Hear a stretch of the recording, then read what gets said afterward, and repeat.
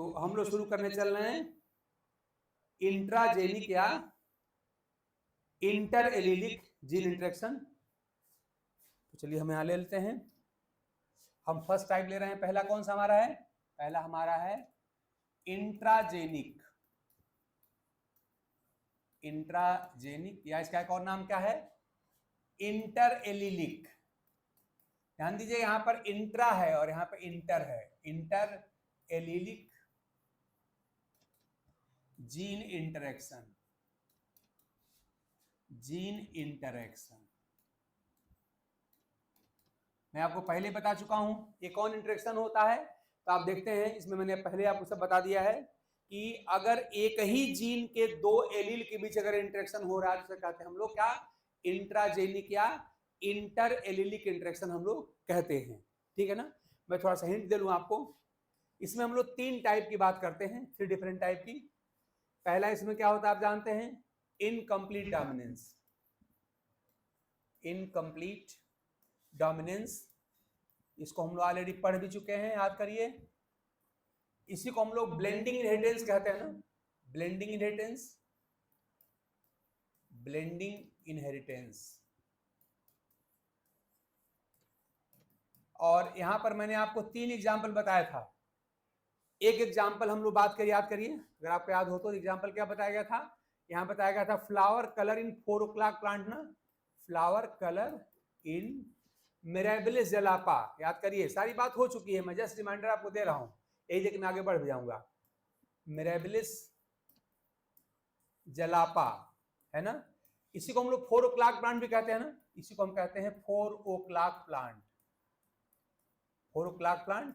और याद रखिए, हम लोगों ने एक ऐसे क्रॉस की बात किया था, मैं तो हिंट कर दूं कि अगर एक मान लीजिए यहां पर मेल है, प्योर रेड फ्लावर कलर वाला प्लांट है मिराबिलिस जलापा का, और अगर आपने इसको क्रॉस कर दिया फीमेल प्योर व्हाइट से, तो अगर मेंडल का पी प्लांट अगर ये होता तो आप यहाँ फोन में क्या लिखते? तो आप F1 में यहाँ पे क्या लिखते? F1 में आप यहाँ लिखते क्या? रेड लिखते ना। यहाँ पे रेड लिखते। लेकिन आप याद करिए, आपको बताया गया था कि यहाँ रेड नहीं होता है। क्या होता है? यहाँ पर होता है रेड और व्हाइट का ब्लेंड, मतलब मिक्सचर यहाँ होता है। याद करिए, बताया गया था आपको। और यहाँ पर रेड को मैंने काट दिया, यहाँ क्या होता है? यहाँ पर पिंक होता है। यहाँ पर पिंक होता है।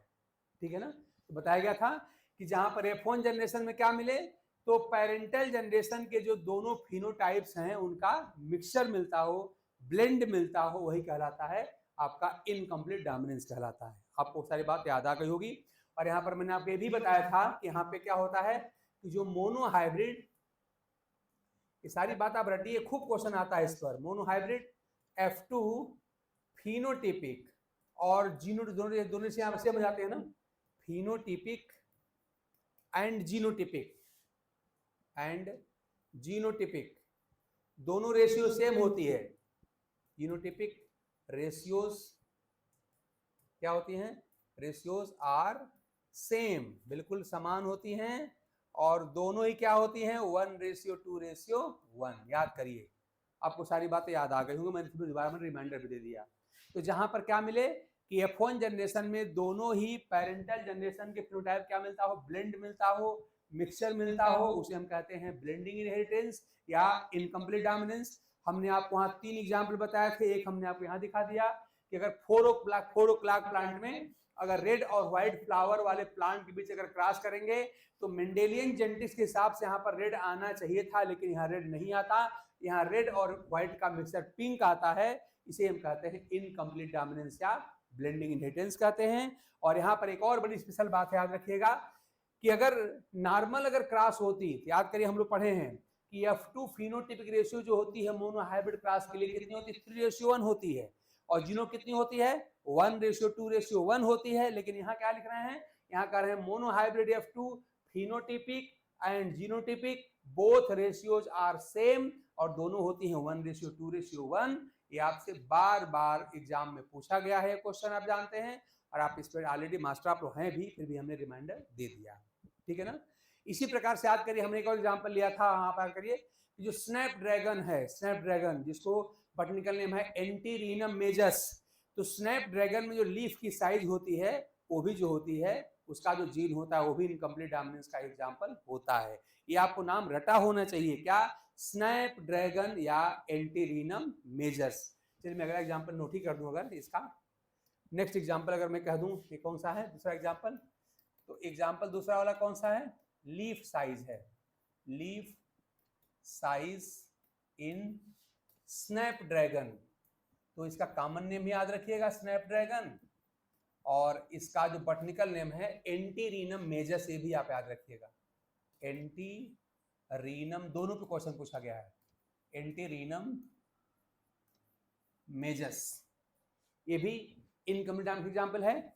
और एक और हमने आपको एग्जाम्पल बताया था कि जो तमाम जो फॉवल्स हैं, स्पेशली चिकन मान लीजिए, मुर्गा मुर्गी, तो उनमें ब्लैक और व्हाइट कलर का जो पंख होता है, विंग होता है, उसको डिसाइड करने वाला जीन भी इनकम्प्लीट डोमिनेंस का एग्जाम्पल होता है। और भी एग्जाम्पल्स हैं, लेकिन आप 3 एग्जाम्पल आप और रटे रहिएगा।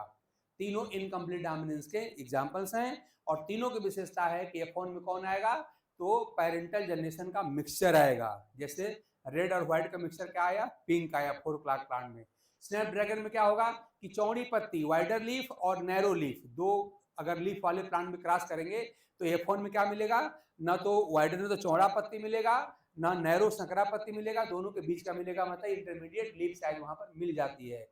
और इसी प्रकार आपने पढ़ा था कि अगर एक व्हाइट विंग वाले मेल को ब्लैक विंग वाले फीमेल से क्रॉस कर दिया जाए चिकन मुर्गे मुर्गियों में, तो वहां पर आपको ना तो ब्लैक मिलता है ना व्हाइट मिलता है, बल्कि ब्लू मिलता है। ठीक, ये सारी बात हम लोग डिस्कस कर चुके हैं, और ये सारी बात हमने आपको साथ में रिवाइज भी करा दिया, तब आपका बिल्कुल अपडेट हो गया, कोई डाउट आपको नहीं होना चाहिए। ठीक है ना? अब इसमें जो तीसरा एग्जाम्पल याद रखिए है, पहला कौन सा था? अच्छा हाँ, एक तो हमने कहा इनडोमिनेंस का, दूसरा आपका है कोडोमिनेंस का, दूसरा आपका है कोडोमिनेंस का। तो कोडोमिनेंस को थोड़ा ध्यान दीजिएगा, मैंने बता दिया था, लेकिन मैं जरा से यहाँ पे एक रिमाइंडर देना जरूरी समझ रहा हूँ, ये जरूरी है। कोडोमिनेंस, देखिए को का मतलब असल में होता है equal and together, equal and together, मतलब बराबर और साथ साथ।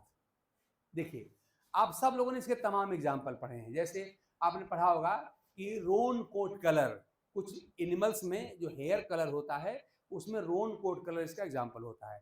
और उससे भी ज्यादा पॉपुलर और बार बार पूछा एग्जाम्पल कौन सा याद रखेगा कि जो हमारा ब्लड ग्रुप वाला जीन है, जो ह्यूमन ब्लड ग्रुप वाला जीन है, उसमें याद रखिए हमने पढ़ा था, याद करिए। इसके मैं एग्जाम्पल की अगर बात करूं तो बेस्ट एग्जाम्पल आपका जो है, जो वेल स्टडीड एग्जाम्पल है, जो हमसे बार बार पूछा भी जाता है, वो कौन सा है? Gene for human blood group, human blood group, ये जीन है। अब याद किया हमने इसके 3 तरह के हमने पढ़े हैं। एक हम लोग पढ़े हैं कौन सा? एक पढ़े हैं इसे IA, एक हम लोगों ने पढ़ा है I यहाँ पे B, और एक पढ़ा है हमने IO। 3 होते हैं ना? तो आप जानते हैं कि जो ह्यूमन ब्लड ग्रुप वाला जीन होता है, याद रखिएगा ह्यूमन ब्लड ग्रुप वाला जीन हमारे कई क्वेश्चन के लिए बहुत इंपॉर्टेंट है। मैं एग्जांपल बताऊं, याद करिए हम लोग मेंडेलियन में क्या पढ़ते हैं? हम मेंडेलियन में पढ़ते हैं कि एक जीन के खाली 2 ही एलील होते हैं। यहाँ क्या देख रहे हैं? यहाँ पे 3 एलील दिखाई पड़ रहे हैं। एक क्वेश्चन फ्रीक्वेंटली आस्क्ड क्वेश्चन है, याद रखिएगा। यानी human blood group gene is an ideal example of multiple allelism. ध्यान दीजिएगा, पहला point, human blood group gene is an ideal example of multiple allelism. 2 नहीं बल्कि यहाँ 3 एलील होते हैं, IA, IB और IO। ठीक, याद रखिए।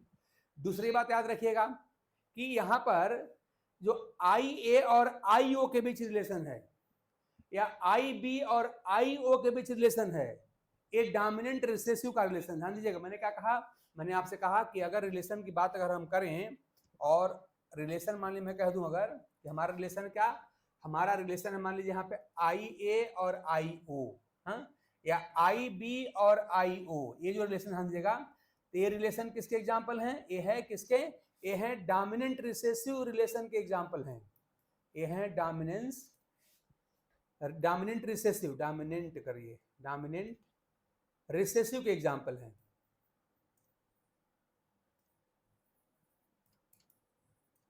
लेकिन याद रखिएगा अगर हम कहें कि IA और IB, अगर A और B की बात अगर की जाए, ध्यान दीजिएगा, तो यहां पर ये कोडोमिनेंस का एग्जाम्पल है। ये सब पॉइंट आपको याद होने चाहिए, ये कोडोमिनेंस का एग्जाम्पल है। तो हमने कहा कि आपको याद करना है कि 3 पॉइंट याद करना है। पहला क्या कि ह्यूमन ब्लड ग्रुप जो जीन होता है इसको हम लोग आई से लिखते हैं, वो क्या है, वो मल्टीपल एलिलिज्म का एग्जाम्पल है। यानी यहाँ पर IA, IB और IO 3 एलील्स होते हैं। इसके बारे में और ढेर सारे न्यूमेरिकल्स और कॉन्सेप्ट हम लोग बाद में करेंगे जब हम पढ़ेंगे मल्टीपल एलिलिज्म। तो वहां पर भी एग्जाम्पल है। फिर मैंने कहा आपसे कि यहाँ पर 3 एलील हैं, IA, IB और IO।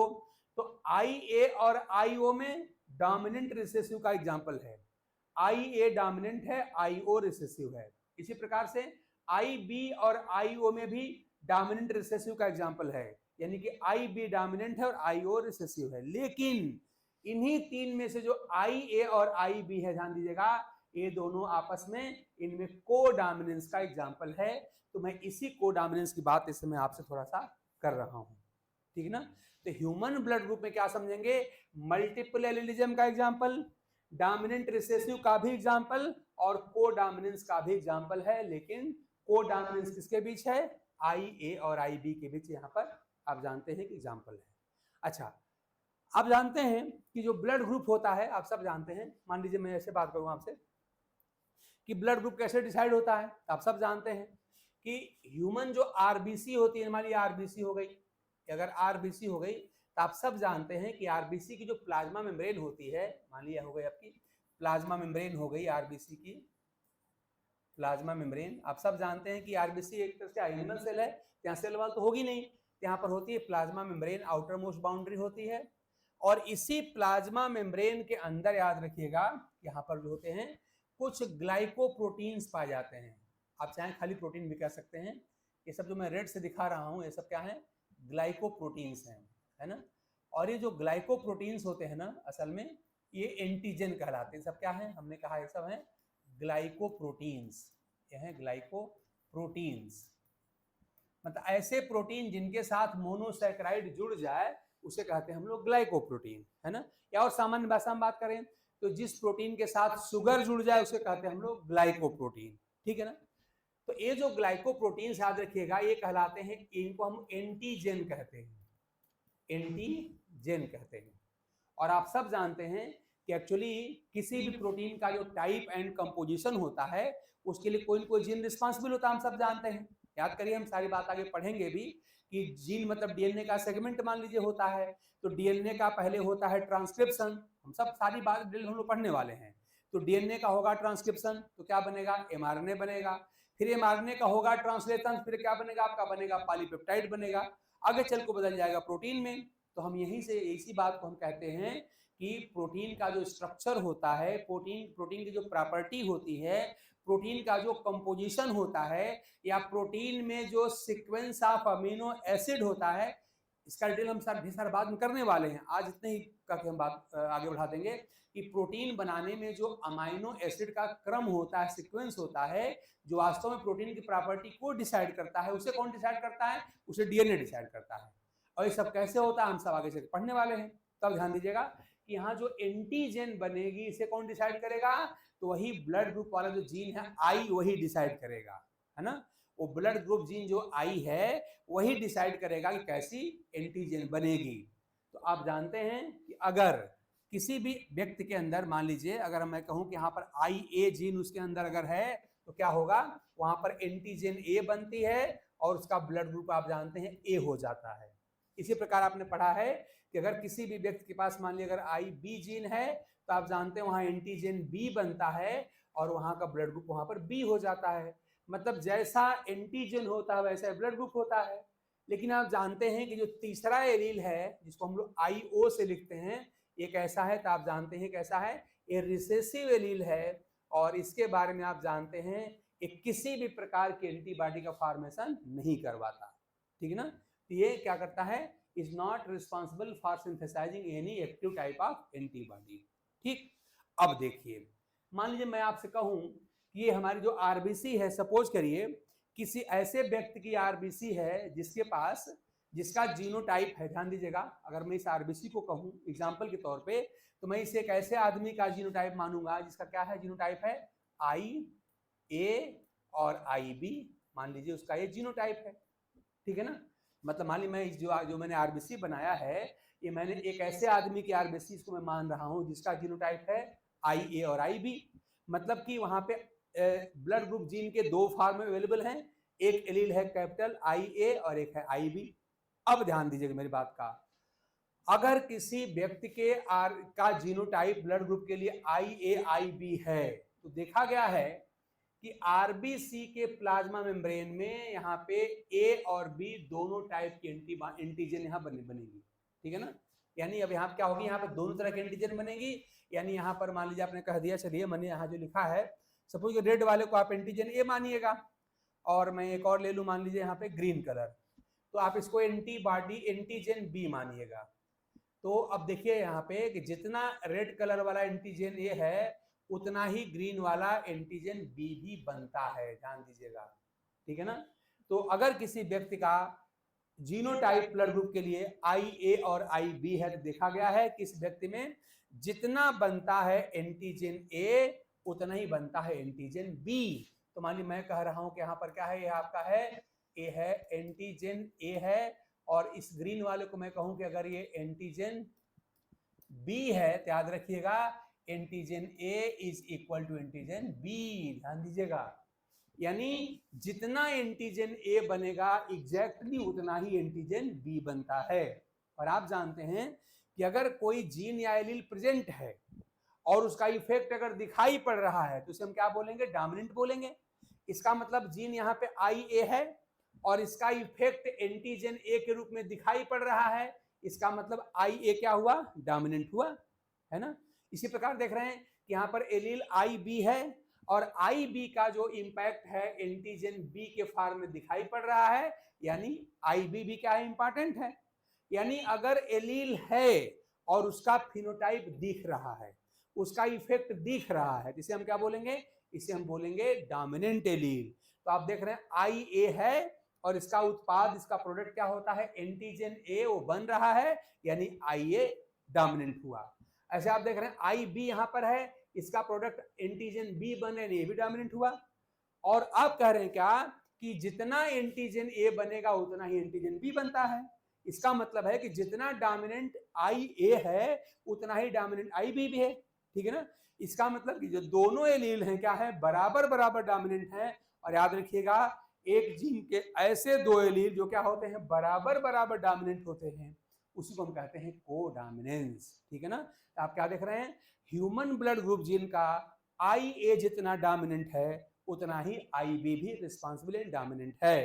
तो इस तरह के एलील्स जिनमें क्या होता है कि पेयर के दोनों एलील बराबर बराबर और साथ साथ डोमिनेंट होते हैं, उसे हम कहते हैं कोडोमिनेंस। इसीलिए ये रिलेशन कैसा है, कोडोमिनेंस का एग्जांपल है, ठीक है ना। आई होप मेरी बात आप समझ गए होंगे कि ह्यूमन ब्लड ग्रुप जिनमें आई ए और आई बी को आप कोडोमिनेंस का एग्जांपल क्यों कह रहे हैं। इसलिए कह रहे हैं कि आई ए और आई बी अगर ये किसी व्यक्ति का जीनोटाइप है, तो उस व्यक्ति के आरबीसी में देखिए जितना मैंने रेड कलर के डॉट लगाए हैं, रेड कलर डॉट में समझिएगा एंटीजन ए, और ग्रीन कलर का डॉट क्या है, एंटीजन बी। तो जितना एंटीजन ए बनता है उतना ही एंटीजन बी बनता है। यानी जितना डोमिनेंट आपका आई ए है उतना ही डोमिनेंट आई बी भी है। तो ऐसे दो एलील जो इक्वली एक्सप्रेसिबल होते हैं, इक्वली डोमिनेंट होते हैं, वो कहलाते हैं, केस उनकी बनती है कोडोमिनेंस। इससे क्या हुआ, ये किसका एग्जांपल आपका हुआ, एग्जांपल आपका कोडोमिनेंस का हुआ, ये कोडोमिनेंस का एग्जांपल हुआ, ठीक है ना। आई होप कि मेरी बात आप नहीं भूलेंगे। और तीन बात ह्यूमन ब्लड ग्रुप के बारे में आप जरूर याद रखेंगे। मैंने तीनों बता दिया। आपका क्या बताया था इसके पहले, मैंने बताया था कि ह्यूमन ब्लड ग्रुप के जीन के तीन यहाँ पे एलील्स होते हैं, यानी कि मल्टीपल एलीलिज्म का एग्जांपल है, पहला पॉइंट। दूसरा पॉइंट क्या, कि एलील आई ए और आई ओ के बीच डोमिनेंट रिसेसिव का एग्जांपल है, यानी आई ए डोमिनेंट है और आई ओ रिसेसिव है। इसी प्रकार एलील आई बी और आई ओ के बीच भी डोमिनेंट रिसेसिव का एग्जांपल है, यानी आई बी डोमिनेंट और आई ओ रिसेसिव है। लेकिन उसी तीन में से जो एलील आई ए और एलील आई बी होते हैं, आई ए और आई बी होते हैं, इनके बीच क्या है, इनके बीच कोडोमिनेंस है। और अभी मैंने आपको कोडोमिनेंस को एक्सप्लेन करके दिखाया क्या, कि कोडोमिनेंस वो रिलेशन होता है इसमें दोनों एलील क्या होते हैं, बराबर बराबर डोमिनेंट होते हैं। और इसको हम लोगों ने यहाँ पर हमने दिखाया था आपको, इस एग्जाम्पल में देखिए यहाँ पे आई ए आई बी में दिखाई पड़ रहा है कि जितना आई ए के नाते एंटीजन ए बनता है एग्जैक्टली उतना ही आई बी के नाते एंटीजन बी भी बनता है, यानी आई ए और आई बी दोनों बराबर बराबर डोमिनेंट हैं और इसी को हम कहते हैं को डोमिनेंस, है ना। तो क्या समझे कि the type of gene interaction या type of gene relation in which both the alleles of a gene are equally expressible and equally dominant, यानी इस तरह के जीन इंटरेक्शन को, जीन रिलेशन को, जिसमें क्या होता है एक जीन के दोनों एलील बराबर बराबर डोमिनेंट होते हैं या बराबर बराबर अपना प्रभाव दिखाते हैं, वही कहलाता है को डोमिनेंस। मैं इसको लिख भी दे रहा हूं, ध्यान दीजिएगा कि को डोमिनेंस क्या है। को डोमिनेंस क्या होता है, इसमें क्या होता है, इन दिस केस क्या होता है, both the alleles of a gene, both the alleles of a gene are equally expressing, equally dominant कह लीजिए या आप कह लीजिए इक्वली एक्सप्रेसिंग, इक्वली एक्सप्रेसिंग, ठीक है ना। और एक बात आप और याद रखिए, इंपॉर्टेंट है कि इनकम्प्लीट डोमिनेंस की ही तरह यहां पर भी मोनोहाइब्रिड F2 फिनोटिपिक और मोनोहाइब्रिड F2 जीनोटिपिक दोनों सेम होती है और दोनों ही होती है 1:2:1, ठीक है ना। तो यहाँ क्या होती है कि यहाँ पर भी याद रखिएगा कि मोनोहाइब्रिड, ये सब पॉइंट आप जानते भी हैं, मैंने रिमाइंडर भी दे दिया आपको, अब याद हो जाना चाहिए। Monohybrid F2 phenotypic and genotypic ratios are same, दोनों सेम हैं, रेशियोज आर यहाँ भी सेम होती हैं और दोनों ही कितनी होती हैं 1:2:1, ठीक है ना। तो हमने को डोमिनेंस को भी आपको एग्जांपल साइज बता दिया। Roan coat colour in certain cattles और human blood group I A और आई बी वाला जीन जो है वो ह्यूमन ब्लड ग्रुप केस में एक दो बड़े फेमस एग्जांपल होते हैं को डोमिनेंस के, है ना। तो इस तरह से roan coat colour in certain cattles और आई ए और आई बी जो एलील्स हैं ह्यूमन ब्लड ग्रुप जीन के, ये दोनों ही इसके एग्जांपल्स होते हैं। इतनी बात अगर आप याद रखेंगे तो कोई क्वेश्चन आपका गलत नहीं होगा।